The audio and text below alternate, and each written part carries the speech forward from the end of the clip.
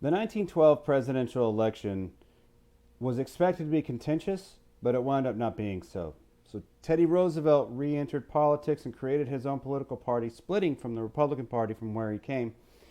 But his political campaign was actually halted weeks before the election because there was an assassination attempt on it. He survived it, but damage had been done. William Taft saw the writing on the wall. He hardly campaigned. He knew he was going to get beat. Then you have a Democrat, Woodrow Wilson, former political science professor at Princeton University, who would later become the president of the university and eventually the governor of New Jersey, a very popular figure among progressives at the time. Woodrow Wilson handily won the election, largely because the Republicans were split, but also because he was a popular figure as well. And when he became president, he was very powerful, and he would nominate to his cabinet those who were either loyal to him or aligned with him politically. As you would kind of hope and figure, most presidents do that too.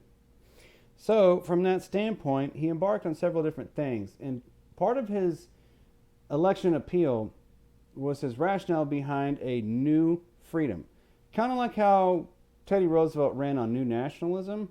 A new freedom was Woodrow Wilson's effort to basically say, hey, look, some of these companies are too big and we need to break them up or eliminate them altogether. We need to keep monopolies from happening. We need to put forth some regulations to make sure that things are fair and honest.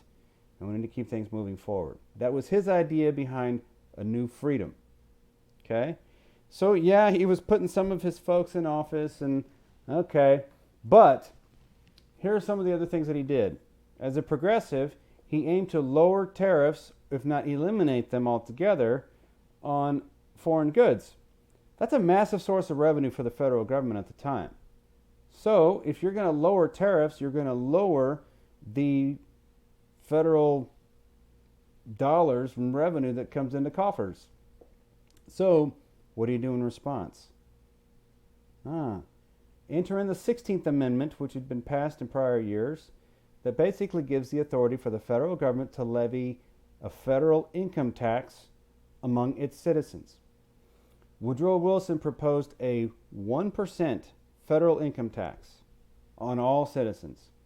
On all corporations making over $4,000, he proposed a 6% income tax. $4,000 is significantly different in 1912 as it is now. For all individuals making over $500,000, which is still a gigantic amount of money, it was especially big in 1912, a 6% income.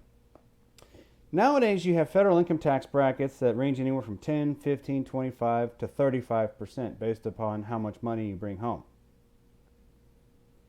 35% is a lot of money. So we would talk about how our federal income tax increases in future chapters, a little foreshadowing. But otherwise, though, it was Woodrow Wilson who really began the implementation of a federal income tax in the progressive era. Not only that, he also believed in the creation of Federal Reserve banks.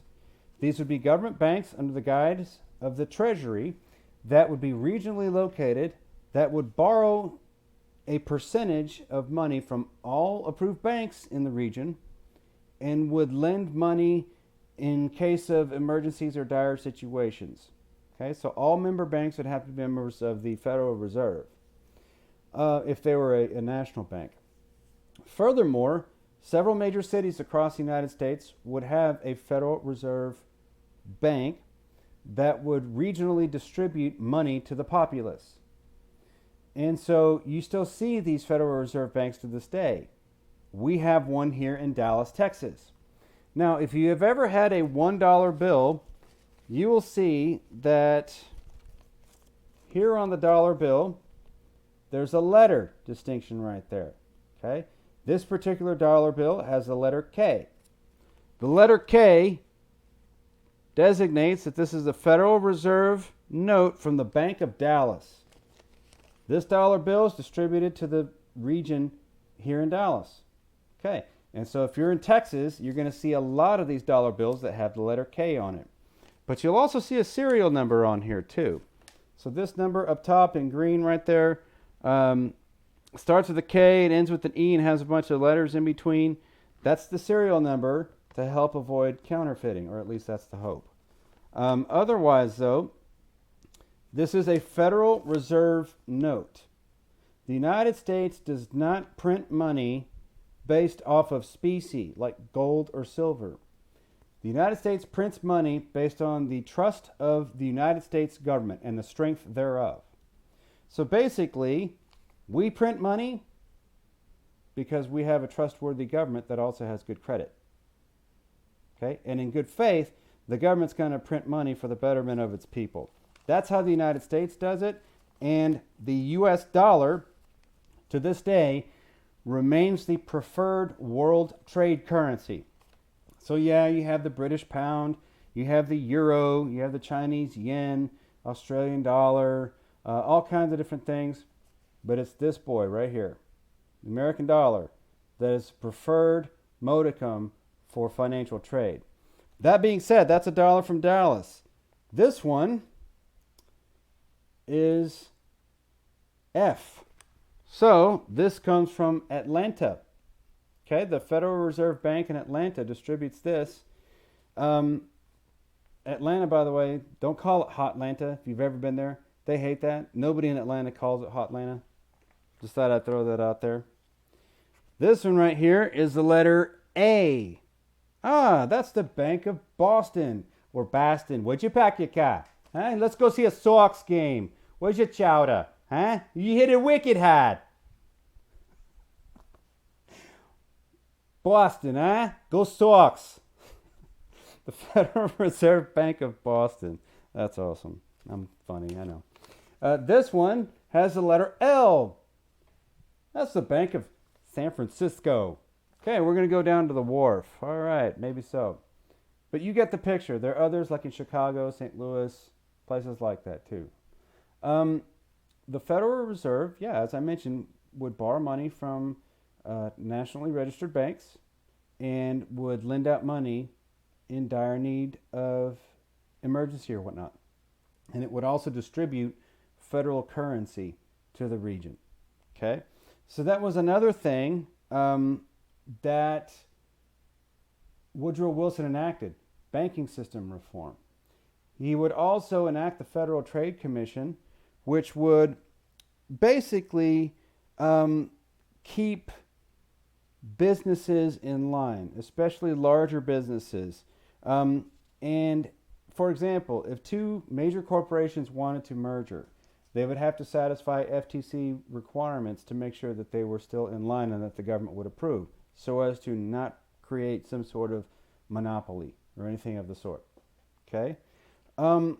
It was also during this time that Woodrow Wilson would appoint Louis Brandeis to the Supreme Court. He was politically aligned with Woodrow Wilson in that he shunned the idea of major monopolies and wanted to end corporations that monopolized corporate entity. And so from that standpoint, you had a number of reforms, some of whom alienated those in his party, some of whom also alienated conservatives. So the strong support that he had in 1912 would eventually begin to weaken, especially in the midterm elections of 1914, where Democrats who had won majorities in both chambers of Congress now lost a number of seats and gave up some of that control. So, with that, we will talk about what happens later on in Woodrow Wilson's presidency. But nonetheless, though, the entirety of the Progressive era changed America because it recognized some of the things that had been different as a result of our industrialization, our population growth, our immigration growth, and our social growth. People who saw the need for social reform. People saw the need for environmental concern. They saw the need for a breakup of major monopolies and how to deal with that. So there was a genuine concern for the American public that was balanced between liberal concern for people's well-being and fairness and a conservative concern for law and order. And that was the idea that you would have behind the Progressive era at the time. That's what makes it different than today's modern progressive movements. But nonetheless, the progressive movements in the early 1900s really helped define America and put us on a path towards really our modern political process.